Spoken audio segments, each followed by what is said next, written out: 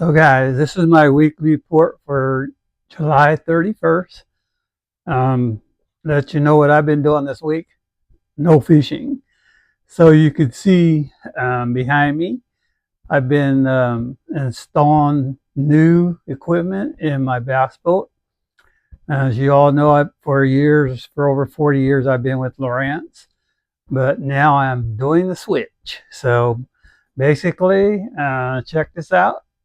Putting in Hummingbird's new Explorer and the Mega Live 2. I'm putting on a Minn Kota Quest trolling motor. I'm putting Raptors. The whole boat's getting re-rigged with Humminbird and Minn Kota. So I haven't been fishing this week at all. So hopefully I get this done and I'll be back on the water this coming week. But some of the stuff going on in the ocean, the bluefin are starting to show up now, and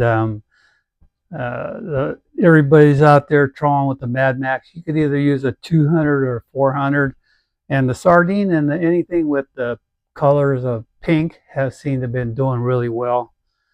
And then if you want to get on a, because it's quite expensive to go out there and the equipment and your boat and everything, you could always hook up with Jay Lopes, Ricky Acosta, Steve Mitchell. I think Cal Don with James Smith is going to start doing it. But what you do is you got to call these guys and get on a list, because it's like last minute. You're going to have like 1 or 2 day notice because of the weather, whether they could get out there or not, or whatever, or the fish are biting. So they put you on call, and then if something comes up, they'll call you, and you have to be able to get away in 1 or 2 days. But the bluefin are starting to show up, and they're starting to catch them. So if it's something you want to do close to home, give one of them guys a call, or take your own boat. Okay, the halibut fishing on the North Bar still been pretty solid, drifting live anchovies. And then the most of the guys are going out there catching their halibut pretty fast, and then heading north and catching rockfish, and they're slamming the rockfish too. They're catching a lot of lingcod, a lot of blacks and blues, some reds. So the rock fishing has been really good. Pacifica stripers are starting to show up there on the beach. A lot of guys are throwing iron or top water. Nighttime works really good too, and it's you can do it at night. And also you could probably go out there and catch surf perch.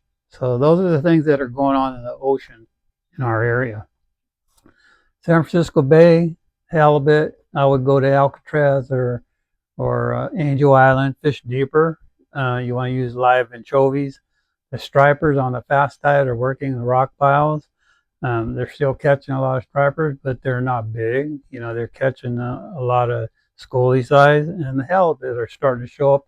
They're getting some big ones. The North Bar, they're getting big fish out there. But inside, you can still get nice ones, but you're going to get those little ones too. Also inside the bay, the leopard shark fishing has been really good. Midshipman and squid have been some of the best baits. If you're going to keep one of these things to eat, I was on a shark trip with Jay Lopes one year, and we went out there and we were using squid, and in midshipman we caught the first leopard shark we caught. It was a keeper, and Jay goes, if you want to keep it, I'm going to bleed it and gut it. And then we opened up the stomach, and it had a midshipman in it. It looks like a bullhead, and it was still in good shape. So we put it on the hook, and within 3 seconds, we got another bite on there. So if you could get one, you want to keep it, bleed it out, check that stomach, because if it has one in there, it's automatic. So that's that bait that's inside their stomach. Okay, coming in the rivers, Rio Vista, the stripers are, some days they're there depending on the tides. I know some of the trollers are getting them, and they're using the deep diving Yozuris in 15 feet of water. And I've been catching them when the tide's good. I've found some up north, and I'm still catching them in shallow water, 1 to 3 feet on chatterbaits.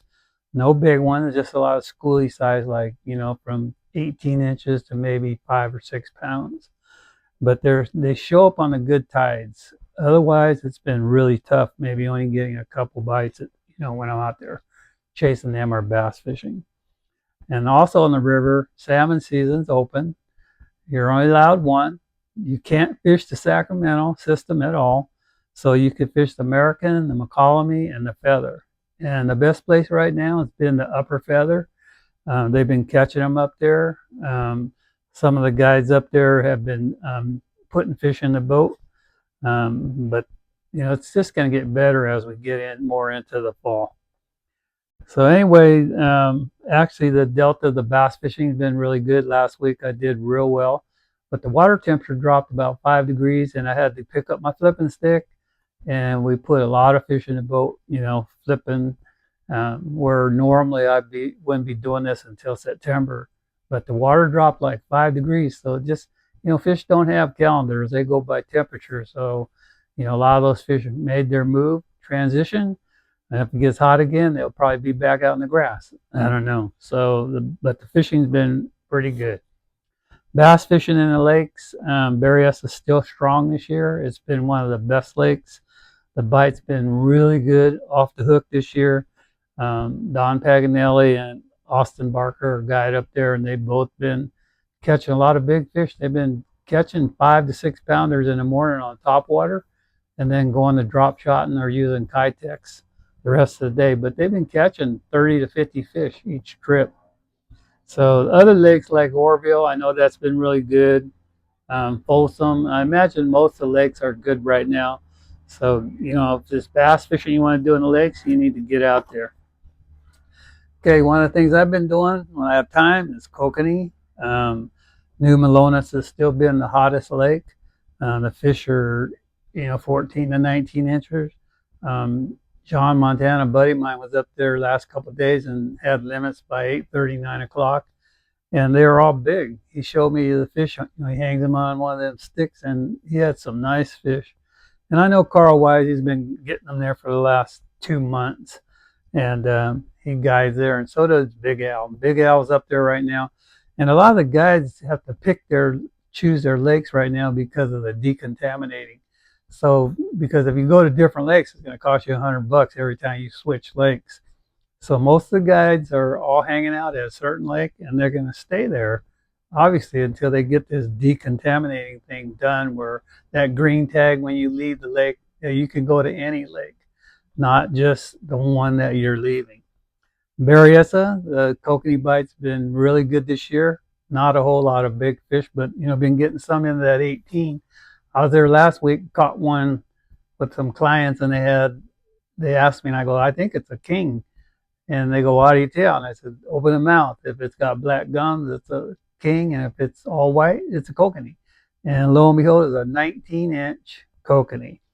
So, if you want to go to Berryessa, guys to call would be Big Nate or Troy Barr.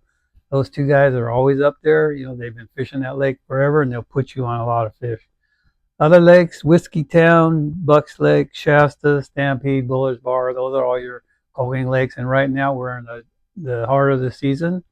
So, if it's kokanee, you can just about go anywhere and catch them. And then also on August 16th, J&J Tackle is having that kokanee derby up at Stampede, which is free. Got a lot of sponsors, a lot of prizes, a lot of stuff for kids. So if you got a kid, bring them up there. It's free. I'll be up there. So, come up there and let's go fishing. Let's go see what it's all about. Okay, trout. Sierra Lakes, I'm sure you could do really well. The weather's perfect for this time of the year fishing. Denise's sister Connie was up at Prosser the other day. Well, she was there for like 3 days, and she was catching trout and bass off the bank.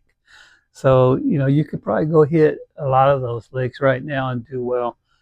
Berryessa has been good all year for trout fishing.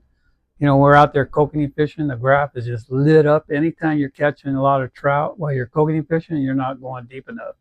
There's a ton of trout in there. You could catch the heck out of them at Berryessa. I'm sure New Melones. I'm sure a lot of these lakes you can also do really well. Pardee and Comanche are still closed. They haven't agreed on anything, so there's no watercraft at all that can go on those lakes. Okay, so we're going to come in a little closer in the American River. Still being reports of some summer, late summer steelhead, shad, and striper fishing in American. Pretty soon the salmon will get good. And one of the guys that called would be Austin Wilson or Kyle Perry. You know, they're fishing that river. They know it upside down. Okay, so if you guys need a new boat or fish finder or need any repairs or trolling motors repaired, go see Gone Fishing and ask for Mark and tell him I sent you. He also does decontaminations on your boat for Berryessa and Folsom. You have to pick where you're going, and then they tag it accordingly. And then if you go on his website, make an appointment, it's a lot easier. But if you're just driving by, you got your boat, you want to decontaminate, you can just pull in there and they'll get you in there right away. But the guys that have reservations are first, and then they'll pull you in and do you. It doesn't take very long.